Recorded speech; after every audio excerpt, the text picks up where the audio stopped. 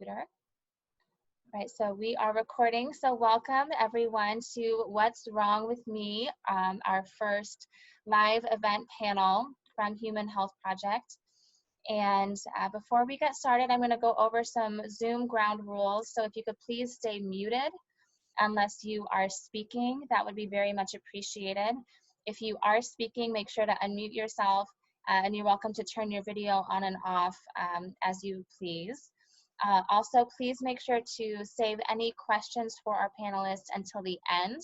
We will have a Q&A session at the end that I will be moderating for you, so we'll make sure everybody's questions, everyone has time to ask and answer questions, but please hold them until the end. So we're going to go ahead and get started this morning with a video that was created by Nancy Luby in our education team from the Human Health Project. And so I'm going to share my screen now, and we're going to start with that video. Give me 1 second.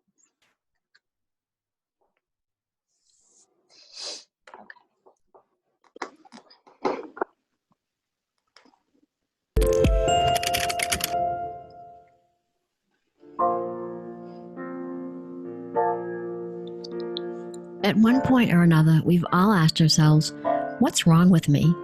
For some of us, the answer is easy. We have a temporary illness or some easily diagnosed condition. But for others, the answer isn't so easy. Finding what's wrong seems like an unsolvable problem without any real solutions, especially if you have a rare or unknown condition. In this video, we'll discuss the definition of misdiagnosis and misdiagnosis.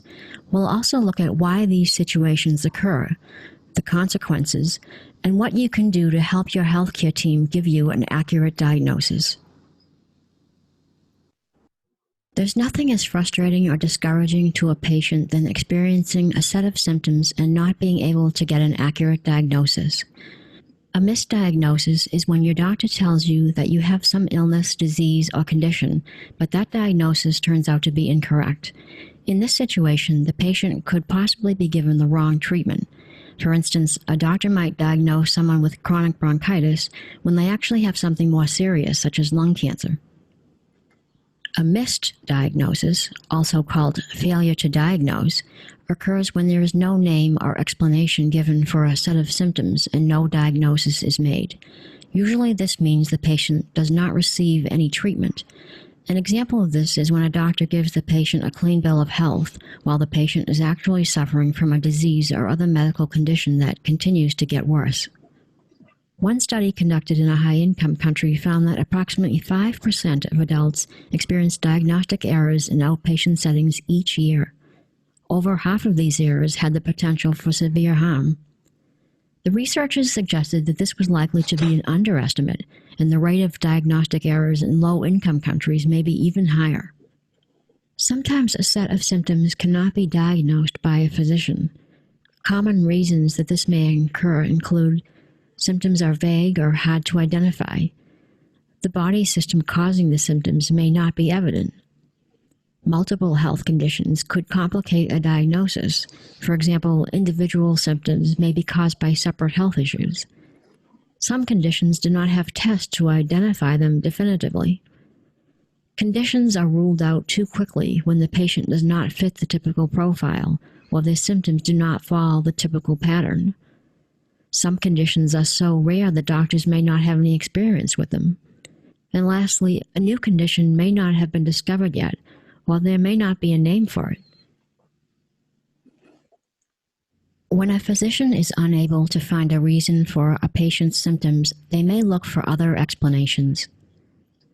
Some physicians may assume the patient is not having symptoms or they are made up, or just treat the symptoms of the problem individually without further evaluation, or label the patient with a trash can diagnosis or a wastebasket diagnosis.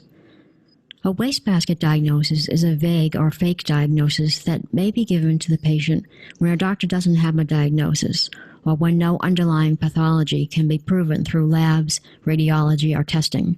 This situation could lead to not being properly treated or symptoms worsening. Physicians are only human, and they make mistakes just like the rest of us. Despite all the advances in medicine, everything about the human body is not known. Also consider that some doctors are more conservative, while others tend to be more aggressive, so the conclusions they come to and their recommendations can vary significantly. If your physician is unable to make a diagnosis, or you think you may have been misdiagnosed, a second opinion from another physician or referral to a specialist may be necessary. Doctors specifically trained in certain body systems will be more educated and knowledgeable about conditions that may affect you.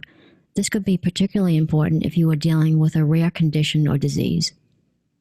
Second opinions help clarify if the current treatment plan is the best option or if other more beneficial treatment plans are available. They can also confirm an initial diagnosis and help avoid misdiagnosis. Second opinions are an important part of becoming an empowered patient and understanding all of your options. There are some questions to ask when looking for a specialist. Questions like, what kind of specialist is needed? What specialists are available inside and outside your area? What is the specialist's background and their style of treatment? And what are their credentials? Answers to these questions will help narrow down your options and prepare you for your initial appointment. Also consider asking friends and family members if they've had any experience with the type of specialist you're considering. Finding the right specialist that you can trust is essential, and asking the right questions can be an important part of the decision-making process and in locating the right one for you. Another way to improve your odds of finding answers to your health questions is through peer support. Many online resources are available to help connect people with others like themselves. Participating in forums, social media, health communities, and support groups is an effective way to meet people in similar situations and who have similar symptoms. Research has shown that peer-to-peer support has numerous benefits, including improved quality of life, decreased levels of depression, and overall improved health outcomes. Asking the right questions in the right communities could shed light on your situation and lead you one step closer to finding answers. Some illnesses develop over time, and in the early stages can be difficult to diagnose. A patient journal or patient diary is kept by the patient to record health details, such as medical history, symptoms, diagnosis, medication, diet and exercise, and an overall timeline of care. Web-based and mobile applications are also available to record a digital health history. A patient diary can help keep a chronological record of test results, appointments, drug treatments, and any side effects. It also gives the patient a place to write down their thoughts, feelings, and any questions they have. It keeps patients, caregivers, and physicians informed and on top of important information so they can communicate more easily about future plans and voice their questions and concerns. There are other benefits too. Journaling has been shown to increase mindfulness, memory, and communication skills, and even lead to better sleep and a stronger immune system. When your physician acknowledges that they do not know what's wrong with you, it's not the end. It's just the beginning to finding the answers you need. This is where the search for a solution begins. Missed and misdiagnoses are not uncommon, and you owe it to yourself and your family to seek an accurate diagnosis and the right treatment plan for you. For more videos and resources like this, please visit humanhealthproject.org.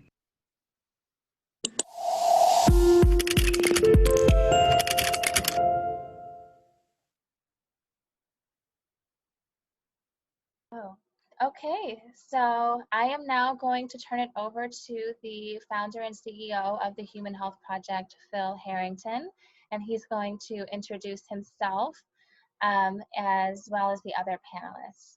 So Phil, can you unmute yourself?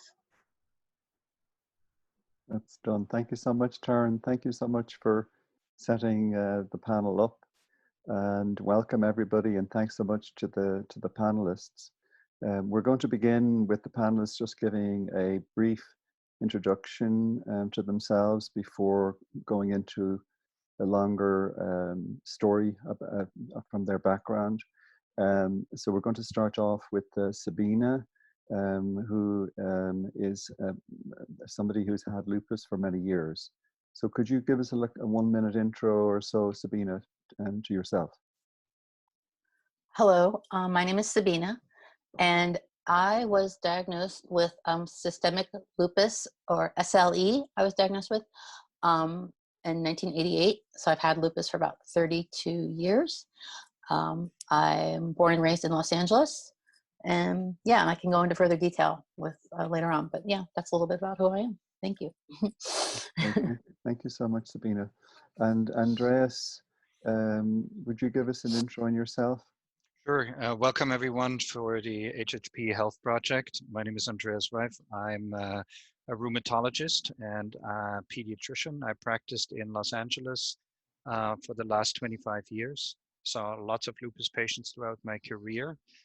About 1.5 years ago, I told my patients that I would like to make a bigger impact in the lupus world, and I accepted a position at a contract research organization. And I'm now responsible for worldwide drug development for lupus and other chronic diseases. Thank you. Great to be here. Thank you so much, Andreas. And lastly, Maggie, would you give us an intro on yourself? Sure. Hello. My name is Maggie Sepkowitz. I'm really glad to be part of this panel today. I am a licensed clinical social worker. I work at Children's Hospital. I also worked with Dr. Reif here for many years and have had a wonderful opportunity to provide mental health services and emotional support to patients living not only with lupus, but a variety of rheumatologic diagnosis. And so my focus is on ongoing adjustment and coping. How do I help patients thrive with their condition, and how do we incorporate that into our daily lives when it's been something that was very surprising. So I'm happy to be of any support, and can't wait to hear some of the questions that we get. Thanks. That's great. Thank you so much, Maggie. So we're going to begin with Sabina telling us her story of finding her diagnosis for lupus, what she went through. And that's going to last for maybe about 10 minutes or so. Then we're going to hear from Andreas for about 10 minutes, and then we're going to hear from Maggie for about 10 minutes, and then we are going to open it up for questions. So Sabina, we'd love to hear your story about your finding a diagnosis for lupus. Thank you so much. Please go ahead. Okay, thank you. Thank you all for being here. And my introduction was a little brief, I guess. This is my first time being on a panel, my first time really sharing my story about my illness. I believe, and for myself, there was a lot of shame with having a chronic illness, just because your parents on the outside, you don't have a broken arm or broken leg or something physical, a manifestation, mostly for the most part or in my case with my lupus. So it's nice to be able to share my story with you. Thank you. I graduated from high school in 1984 and always had heavy menstrual cycles. So I was constantly going to my gynecologist feeling run down and tired. So I didn't feel right. I knew it was probably more than just heavy periods, but didn't have a name for it. Didn't have a vocabulary for it. So I was seeing my gynecologist, and eventually I was, with his urging and my GP, not urging, but seeing my GP, diagnosed with anemia. I was anemic. So that was kind of what I just settled that I was just instructed to take an iron pill. And then around 1988, I started getting swollen elbows. I don't know why. I was also waitressing at the time. I was supporting myself. My mom was a single parent at the time. She was working and in school. I give that as a background because I really had no parental support when I was going through my illness at the time as well too. So I was diagnosed. So I was having red chronic pain in my elbows, and my then general practitioner had said, "Oh, you have we call it tennis elbow." I was waitressing, I was active, and I thought, okay, that makes sense, that my joints are just achy from carrying plates a lot. And diagnosed, so that's what was my diagnosis at the time. Then I was just given ibuprofen, things like that. Then eventually fevers started coming on and off, almost not quite like hot flashes, but getting feverish all the time. getting lab work back, and it was then thought that I had adult or late onset adult Still's disease, which I had no idea what that meant. And I was just sort of accepted it. You know, I wasn't really questioning, didn't really have an advocate for me at the time. And so just sort of settling in, and I didn't know what that was. And then also continuing with those fevers, I was eventually told I maybe had late rheumatic fever, which again, I didn't know what that was or what that meant. And not really having an advocate for me at the time, I just sort of accepted it, and whatever was prescribed for me, the pills I took at the time. So that was my life, and always tired and run down, going to doctors, having regular appointments with my gynecologist and my general practitioner, but always just the same thing, just the same medications were prescribed over and over, until eventually, probably about, 80, probably like 89, 90. I was in Hawaii with my boyfriend at the time. And I was laying out in the sun. We came back in, and I had welts all over from my waist down. I had welts, just like, looked like the mumps or something, or measles, just like spots all over my body.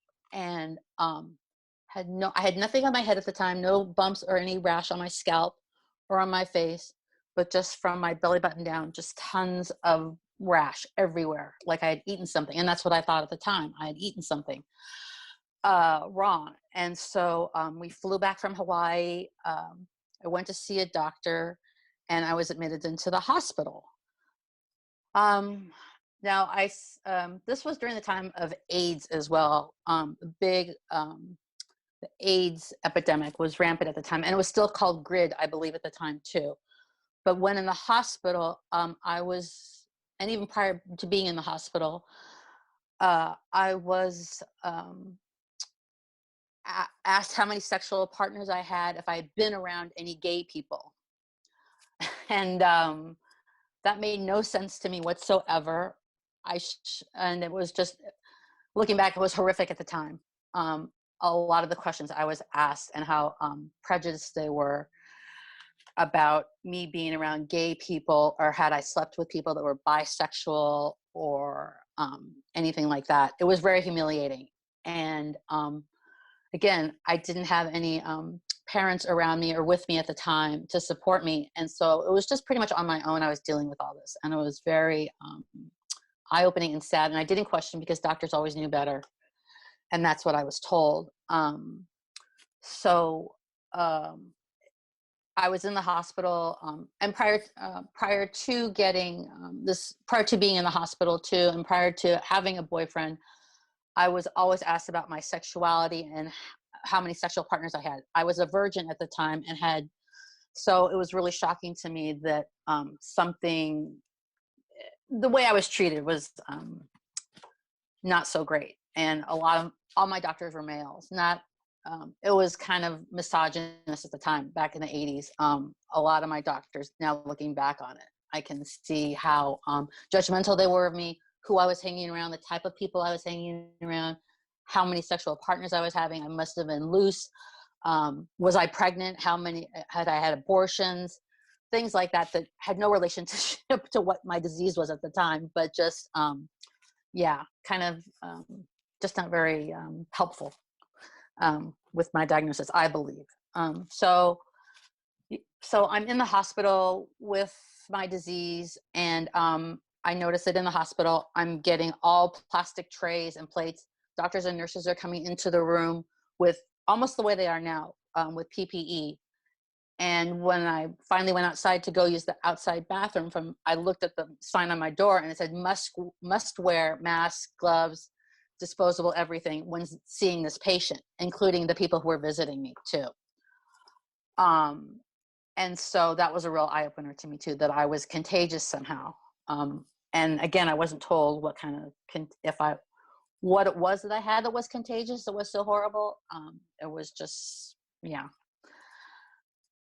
So at the time I was in a hospital here in Pasadena, and there was an infectious disease specialist there at the time. Not specific. He was flown in from San Francisco. He was not there just to see me. There were other patients. Like I said, this was during the AIDS epidemic, and there were a lot of people suffering from that at the time in the hospital. So I think he was there to kind of do an evaluation, I believe. I don't even remember exactly. So he came in to see me, and he was probably the nicest person I'd ever met in my entire, nicest doctor I'd met in my entire life. He was very gentle. He held my hand, great bedside manner. He shook my hand, was close, would sit close to me, ask me how I was feeling, was very just genuine and real. And I wish I could remember his name because I felt so at ease with him. And he didn't make me feel like I was weird or strange for having all these symptoms, that they were in my head. A lot of the doctors were, again, because they didn't know what I had, it was like woman problems, or, you know, related to my period somehow, or related to something that was going on with me, either mentally or internally. With being a woman, you know, somehow, or I was imagining it somehow. But this was the first person who took me seriously. So he was great. And then I went over to USC after that and saw a rheumatologist, Dr. Arisman, who was also very kind. We had a lot in common. He was Swedish and I'm half Swedish. So we talked about, I wasn't born there. I was born here in Los Angeles, but my mom's family is Swedish. So he was very kind, and we talked about Sweden and these other things. And he was finally the one that diagnosed me with systemic lupus. And I saw him and a nephrologist there at the time. I can't remember his name right now, but they were very kind to me and got me through a lot of stuff. I tried Bardura Gold and all these other things, prednisone, a lot of steroids at the time. And then eventually I went on to Cytoxan treatments, which confused me as to why I would need chemotherapy for lupus, considering, and I asked, did I have cancer? I did not have cancer, but we're treating lupus patients at the time with Cytoxan treatments. So I did about 4 rounds of Cytoxan over at USC, and it was just all really scary and horrifying. And there was never mention of a support group or how I was feeling or what was going on. Was I okay? My parents would come with me occasionally to doctor visits, but they were pretty much involved in their own lives. And pretty much it was historical in my family for me to, that I was making things up, or that I wasn't, it was something else, or I was trying to get out of something. I say this only because in high school, I contracted a hepatitis type A, but the symptoms again were very similar to what lupus was. And so I was just, and I contracted hepatitis right before exams in high school. And so my mom and my dad thought I was trying to get out of taking my exams, and that's why I was pretending to be sick. So it turned, and I went to the hospital, and it turns out I had hepatitis. I'd eaten some bad fish, type A. So that's kind of a reference that I didn't bring up, but kind of historically in my family, I had always been like, not always, but I got sick very easily. And it was just taking, she'll get over it, or she's just making it up because she doesn't want to do something. I say that because Sabina, oh yeah, I'd suggest that maybe if you hold there at this point, I think that we got a lot of great story there from you. Yeah. Thank you so much. Yeah. So I'm going to hand over to Andreas now. I'm just conscious as well about how long I we don't have know. for Sorry, the panel. this is No really problem the at all. first time for me. You're doing great. You're doing great. Thank you so much. And Andreas, we'll hand over to you there. I know you. I saw you making notes there as Sabina was talking, because I'm sure you've heard lots of this all before. Yes, I did. But please go ahead, and we'd love to hear your perspective now on what you heard from Sabina and otherwise. Yeah, thanks, Phil. And again, Sabina, thank you very much for sharing this story with us. This is, unfortunately not a unique story for patients with lupus, but it is always reminding us to what we have been teaching our students all along, and that is listen to the patients, right? That is really an ability that is unfortunately more and more lost in our rushed world, that the younger generation looks at their lab sheets and rarely looks at the patient anymore. So again, thanks so much for sharing this. So I have 10 minutes and I promise Phil to stay in that timeline. What I want to quickly do is I want to review with you all what lupus is, how it is diagnosed, what the symptoms are, how we treat it nowadays, and then talk a little bit about life with lupus before I hand it over to Maggie, because it was a privilege for me to work with her over the last 20 years or so, and she has a lot of insight in how people's life is influenced by this diagnosis. So let's start very quickly with what is lupus and where does it come from. Lupus, actually, the word is a Latin word and stands for wolf. And the reason why it was called wolf is because patients with lupus tended to have rashes in their face, and they still do. And if that was not treated, their skin in the face became really swollen and red and puffy, and they had sort of a wolf-like appearance, and that's why it was named wolf disease, basically. Okay. Where does it come from? Well, after many, many years of research in this field, I can tell you nobody knows the answer to this question. We know it is what we call autoimmune disease. And what that means is that you basically have a disease where your own immune system that you are using every day to defend yourselves against viruses and bacteria turns against yourself. So your own immune system says, oh, look at this kidney, or look at the skin, this is not me, and all of a sudden starts attacking it. Okay, so this immune system is essentially in a hyperdrive and is very hyperactive and attacks your own organs. Well, how is it diagnosed? As you heard from Sabina, if it would be that easy, it wouldn't have taken her 9 years or longer to even receive a diagnosis, right? But even with the latest diagnostic criteria that we have for lupus, it is a collection of 25 different things. So that alone tells you that it's not that straightforward. And many people have different symptoms and different expressions of their disease. So I always say if you put 100 lupus patients in one room, I can guarantee you not one of them looks like the other. They're all very different. Um, this diagnosis is typically made based on what we call clinical criteria. So in other words, on what symptoms these patients present with. It is not, and I repeat, it is not a laboratory diagnosis, because we got lots of referrals in our former practice, as Maggie can remember, that where people are having a blood test done, and one of those tests that are positive in lupus, like called the ANA test, is positive, and they're being told, oh, well, with this positive blood test, you must have lupus. That's not how it works, right? You have to have clinical symptoms together with that. The other thing that is confusing, and again, as you could hear from Sabina's story, is this is not a disease that, you wake up with one morning and all of a sudden you are sick. This is something that creeps up on you. Tends to go very, very slowly in your body, and it takes quite a bit of damage to occur inside the body before the body actually notices that something is wrong. However, again, similar to what you heard from Sabina, a lot of these patients feel that, quote, something is wrong with me.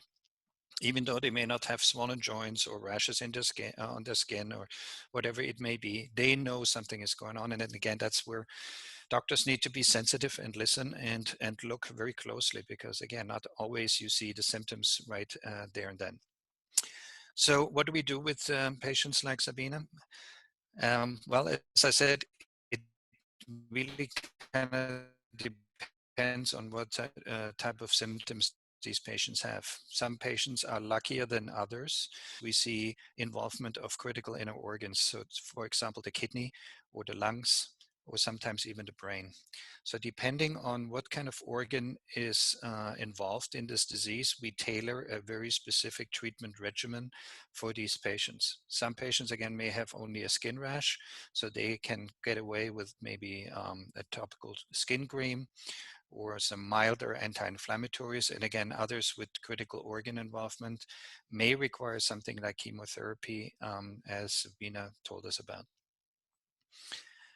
Now, again, the reason why I made that job change 1.5 years ago is because I really wanted to push treatment options for patients like Sabina. And I can tell you in the Department of Good News, people have noticed lupus.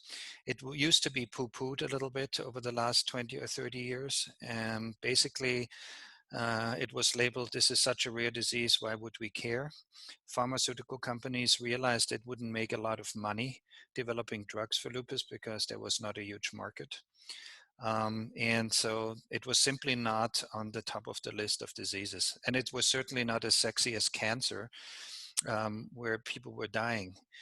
But the point that I always made is, and I want you to all listen to this message, somebody, and Sabina can probably confirm that, somebody living with lupus over many, many years and even decades in their life, especially starting as a young female typically, because females are most commonly affected by this disease.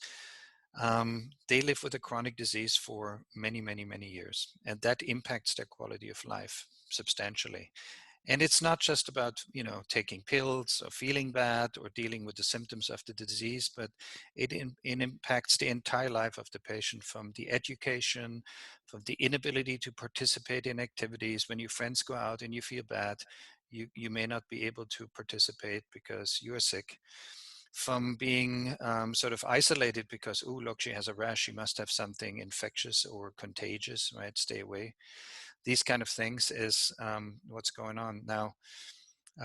This is not a tally about which is the worst disease, but living with a chronic disease is a burden for a lot of patients, and we as physicians have a lot of responsibility to take care of these patients over their lifetime. And the newer medications are, and I'm doing this every day, we have medications now that will help patients like Sabina to get away from chemotherapy, make it safer, and hopefully will control the disease better with less side effects. Now, before I hand over to Maggie, I just want to make one more point, and that is the topic of access to care. Because as you heard, Sabina's diagnosis took quite a while to be made, and that a lot of this has something to do with access to care, because again, if you are not recognized as having something going on, you usually don't see a specialist. But even if you would have the means and the insurance or the money to see specialists, there are not enough doctors trained in this subspecialty in this country. And the same is true for worldwide. So in fact, the numbers of rheumatologists are going down, and I plead guilty. I am actually one that got out, and it's one provider less in the world that can see these patients and help them. But I hope at least I can make it a difference on a different level. And Maggie will tell you now a little bit about what we always felt was very important. It's not about pills, it's not about tests, it's not about blood tests, it's about teaching patients like Sabina to accept and live with a diagnosis like this. Because many, many patients, when they get the diagnosis, they told me that you must be wrong, that cannot be. Nobody in my family ever had anything like this. So, that you must be wrong. Double check this again. But, I always say, once you walk in the cave with the wolf, where the wolf is sleeping, and you make friends with the wolf, even though you will never be, quote, close friends, but you know that he's living with you, that's something very different than constantly fighting him, because ultimately he will win that battle. And with that, I want to hand it over to Maggie to talk a little bit about the value of living with this diagnosis, the value of support groups, peer support, and so on. Thank you. Thank you so much, Andreas. Thank you, Thank Maggie. you so much. Hi. Sabina, I have to just echo what Dr. Reif was saying, and I do thank you for sharing, because it's never an easy thing to put yourself out there, and it really does kind of bring us back to our most vulnerable parts of ourselves, and it's not always easy to do that, so thank you.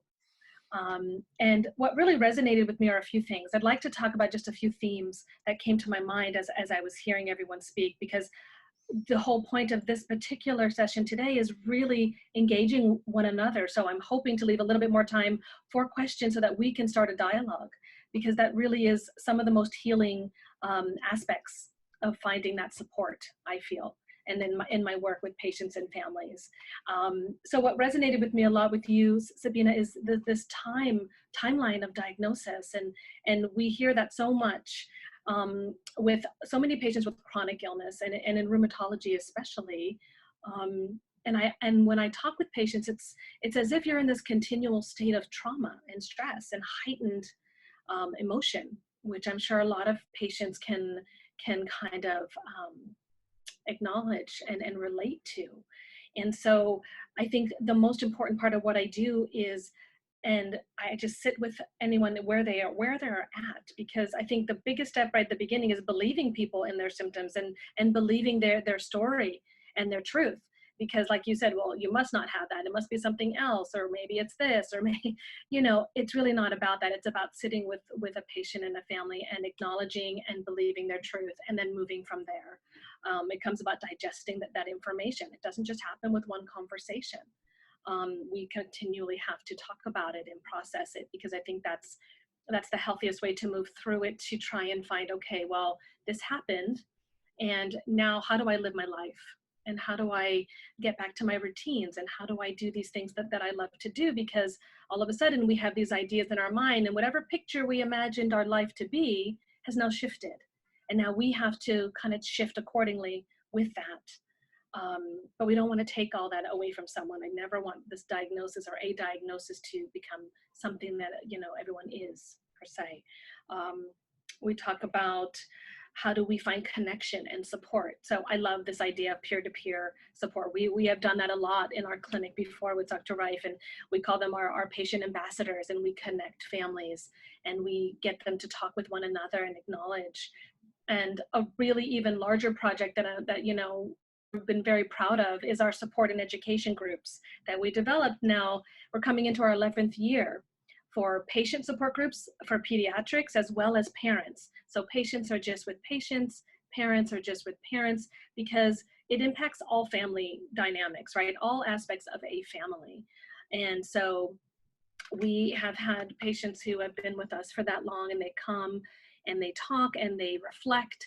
We have new families come and join. And so it naturally builds into this idea of peer-to-peer support, which is just wonderful. And so although this year has been quite, challenging for all of us with the pandemic and how we, build those connections. But look what we're doing today. Here we are, people from all over, and we're connecting, and we're going to be able to talk. And I love that opportunity. And so I really would love, maybe if there are some questions, hopefully, or some dialogue that we can continue to participate in. I think that's going to be the most valuable. So I'd like to just turn it over that way, if that's okay, Phil. That's great, Maggie. Thank you so much. So would anybody like to ask questions from either from the panel or from the audience at this point? And if you are in the audience and you do have a question, please use the raise hand feature if you can over in the participants tab on the bottom of your screen. You can click on participants, and then there at the bottom of that white column, you'll see on the very rightmost corner, you'll see raise hand. So you're welcome to raise your hand if you have a question. I'm not seeing any hands raised at the moment, so I don't know if any, oh no, yes I do, okay. So we will start with John K, and then Joe after that. So if you'd like to unmute yourself, you're welcome to turn on your video or leave it off, and then go ahead and ask your question. Thank you, Taryn. I'm here, I'm unmuted and on video. So I have a question for Sabrina and Andres. Clearly, the whole area of diagnosis for lupus is one that's very complicated. What do you see, especially Andreas, as future potentials for either improved diagnosis or treatment of lupus? Mm-hmm. Sabina, if okay, if I start with that? Yeah, okay. In my mind, John, one of the first thing that comes to mind is education. Okay, when you look at the curriculum of the medical schools in the United States, and you're looking into the chapter of autoimmune diseases that affect millions of Americans every day: rheumatoid arthritis, osteoarthritis, and again, lupus, and similar diseases, okay? 2 to 3 hours per medical career is devoted to these diseases, okay? Which I can only shake my head about. I mean, how is this even possible, right? That our medical students get this little education, right, in a disease that is so frequent and it affects so many patients. But the fact is, medical knowledge is rapidly evolving, and they have to learn kind of everything. And unfortunately, these diseases are still, quote, labeled rare, even though we know they are really not. And that is, I think, one of the major reasons why we have such a diagnostic dilemma.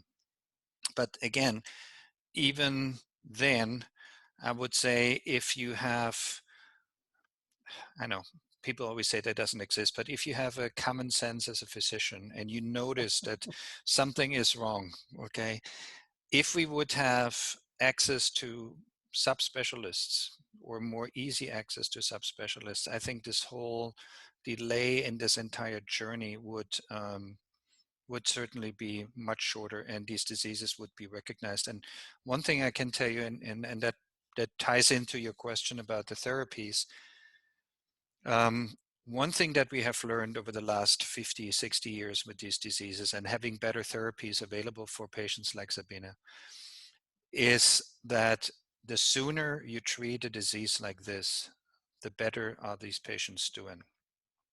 Okay, so if you wait 10 years until organ damage has occurred, it is always a race behind the disease, and it has already left its trace, and it's very difficult to make a difference. And that's why patients like Sabina had to go on chemo, right? It is not because she had severe disease. She had accumulated all this disease over the years that wasn't recognized, and ultimately required such aggressive treatment intervention, right? But again, we are getting away from these types of treatments. We are understanding the disease better. We understand a lot more about these different mechanisms that occur during the progression of lupus and what happens in the different disease stages. And we have much more intelligent treatments nowadays with less side effects than the old ones. I hope that answers your question. Yes, thank you.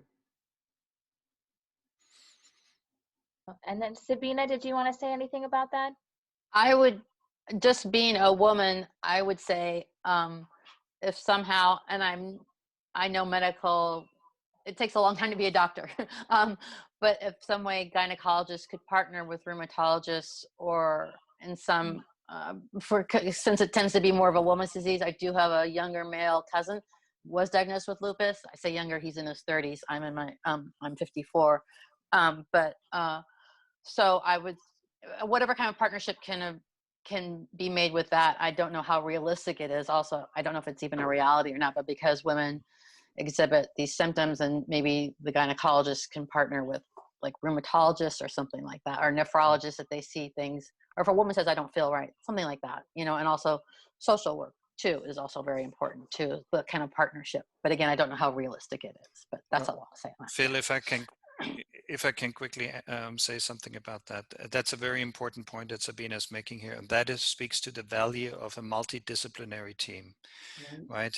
So as Maggie mentioned, Maggie was part of my former medical team that consisted of nurses, social workers, nutritional specialists, so nutritionists, physicians. So we always formed one big team. But in centers where lupus patients are being treated, we are working door to door with other subspecialists like kidney doctors, skin doctors, OBGYNs. Okay, the reason why what Sabina brought up, and I'm not sure if the audience really understood, she is actually describing very typical symptoms for lupus patients in terms of the menstrual bleeding. There are several complications in lupus that lead to abnormalities in the menstrual cycle in these patients, not only the hormonal changes that occurred during lupus, but also due to the fact that these antibodies that these patients have in their blood prevent the blood from clotting, what it usually should do. So they keep on bleeding and bleeding and bleeding, and then they ultimately bleed so much that they even become anemic, right? So, but I think we have another question. Yes, from Joe. Hi, everybody. I'm calling in from the United Arab Emirates, and my audio's on, but the video's off as it's quite late here. But I just first like to say great job at the HHP and to all the panelists and speakers. As a non-medical expert, it's been really interesting to hear this webinar. And my question is for Sabrina from a patient perspective.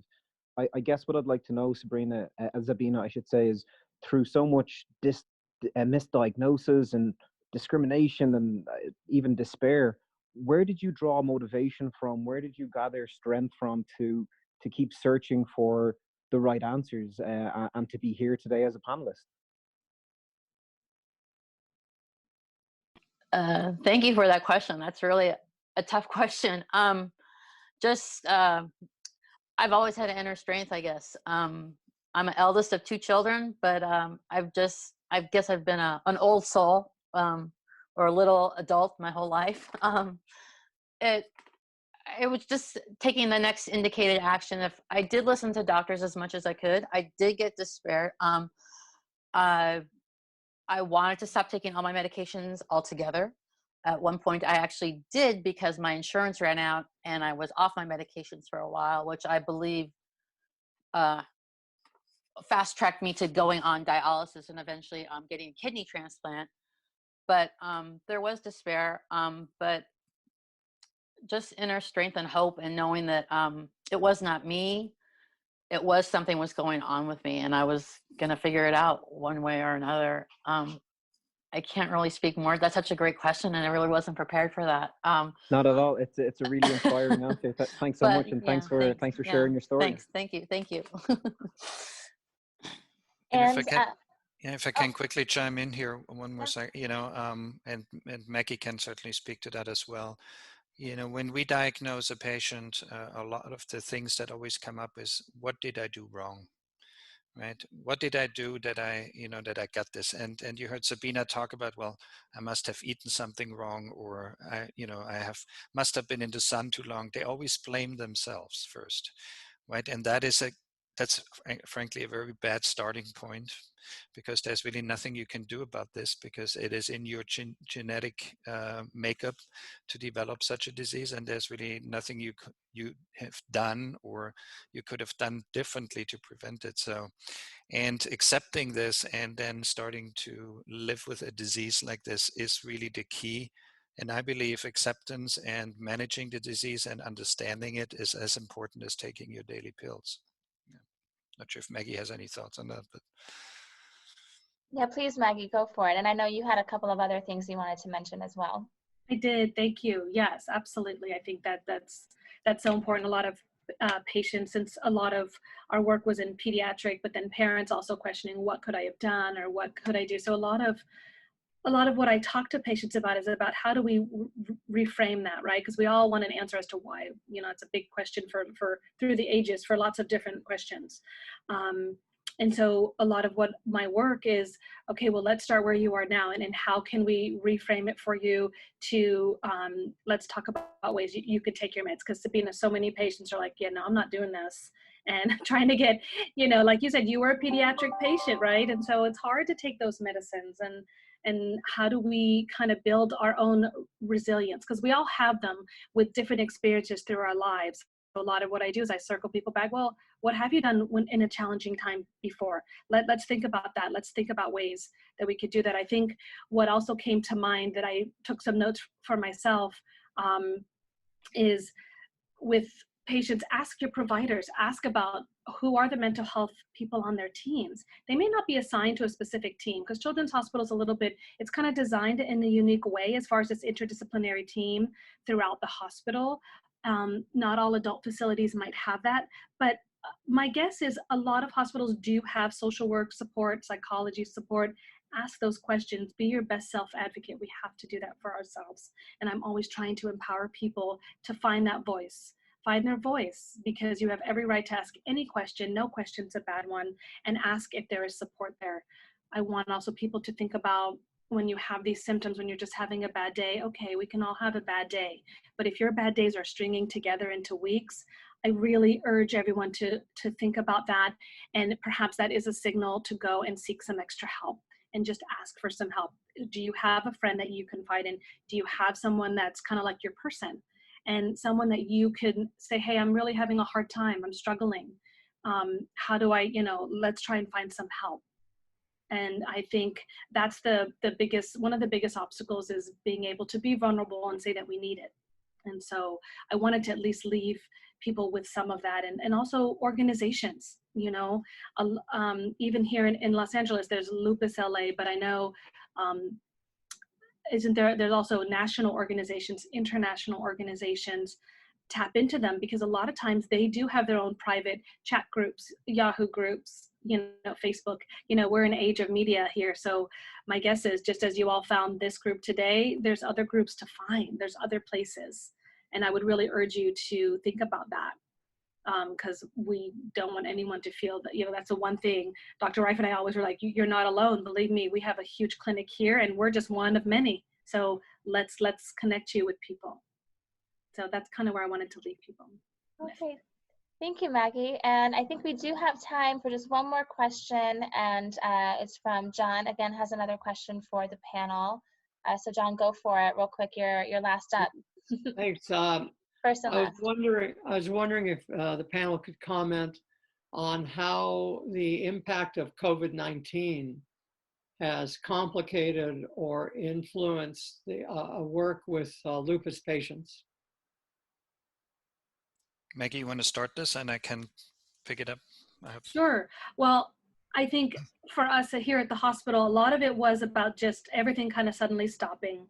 A lot of fear around that, especially when, a lot of the science is indicating, higher risk populations. And so, of course, all of our patients were quite worried.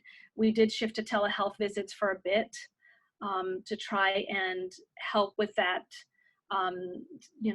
with just the reality of that, and people feeling scared.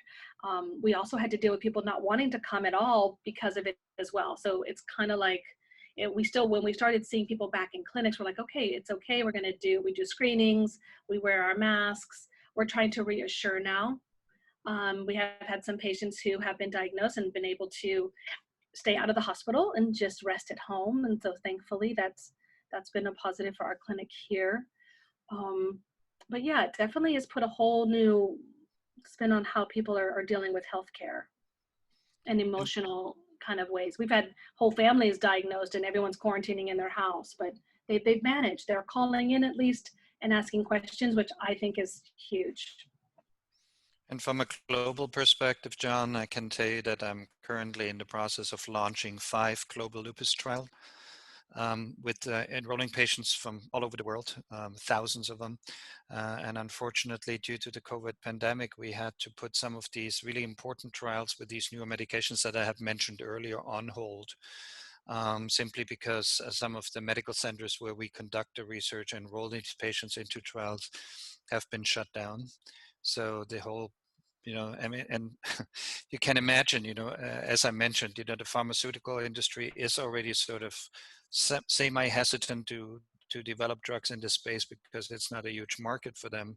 But now they have invested millions into this, and now everything goes on hold. And every day that this is on hold, it costs them money. And so I hope that they will uphold their commitment to develop these drugs. But a lot of these international programs they are on hold, and we have a COVID barometer in our company that basically gives you a tally of where are the spikes, and we pivot trial sites from one part of the world to the other to at least enroll patients in parts of the world where there's not as much of an infection risk right now.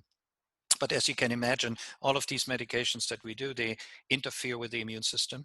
So by themselves, they increase the risk of patients attracting an infection. They're immunosuppressants, right? So it is tricky. All right, thank you so much to our panelists. And Phil, did you have anything you wanted to say to wrap up, or maybe I don't know if I would any. Yeah, I go would for just it. like to say a big thank you to you, Taryn, for putting all Oh, this you're together, welcome. and to Sabina and to Andreas and to Maggie so much for coming on and being panelists, and to the audience for joining us. And we hope that it was helpful, and also to people going forwards, who will be able to watch this video. And also a big thanks to Nancy Luby for creating the video that we saw at the beginning. All right. Well,